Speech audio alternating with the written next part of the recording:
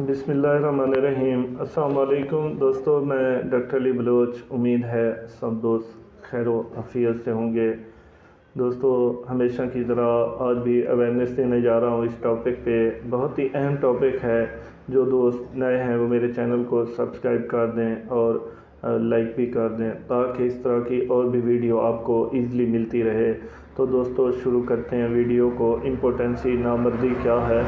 नामर्दगी जो है ये हमारे उज़्व तनासुल में यानी इसका उज़्व तनासुल जो उज़्व ख़ास होता है हमारा, उसमें अकड़ाव सख्ती बिल्कुल नहीं होती।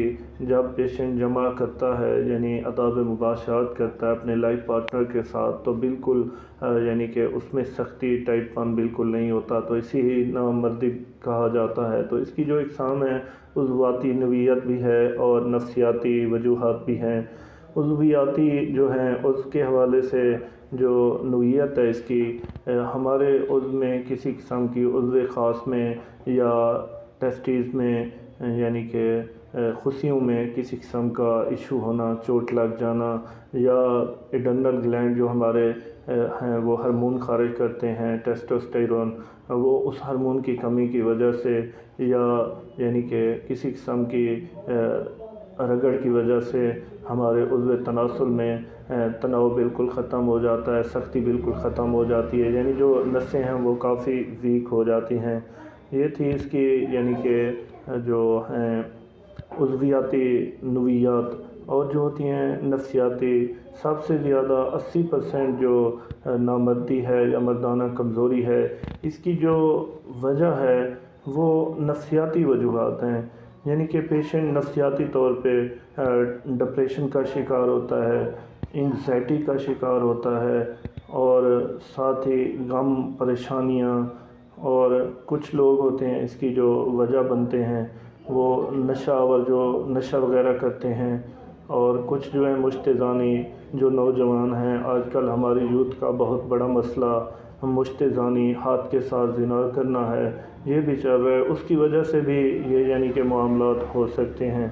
तो मर्दाना कमज़ोरी जो है वो एक अलग चीज़ है। उसमें यानी कि पेशेंट को होशियारी तो होती है लेकिन वो जमा कंप्लीट नहीं कर सकता, यानी कि वीकनेस आ जाती है। नामर्दी में बिल्कुल यानी सख्ती नहीं होती, उज़्व तनासुल में बिल्कुल टाइटपन नहीं आता।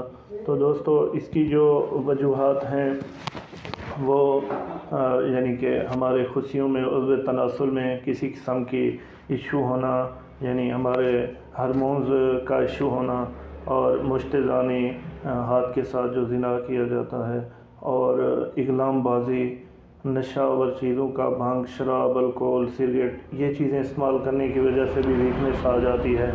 तो दोस्तों, दिल के ब्लड प्रेशर के जो पेशेंट हैं उनका भी इशू होता है, और साथ ही शुगर वगैरह के जो पेशेंट हैं उनको भी यानी कि ये इशू हो सकता है, क्योंकि हमारी जो शरानें हैं वो वेंस यानी कि ब्लड सर्कुलेशन करती हैं।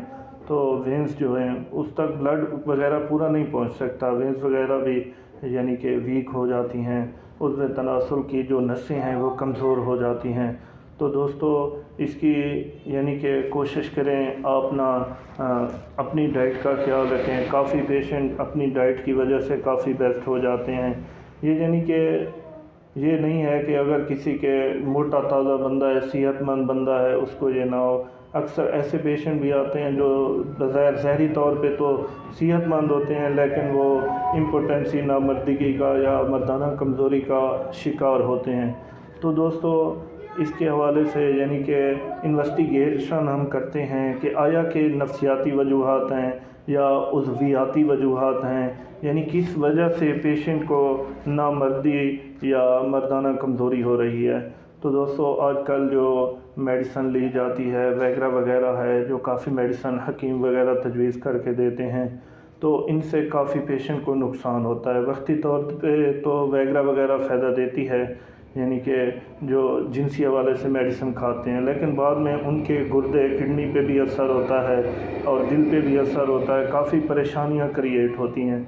तो दोस्तों, अपने करीबी डॉक्टर से मशवरा कीजिए, ऐसे अपने आप को ज़ाया ना कीजिए। और काफ़ी ये 80% पेशेंट ऐसे ही ठीक हो जाते हैं बग़ैर मेडिसिन से। तो कोशिश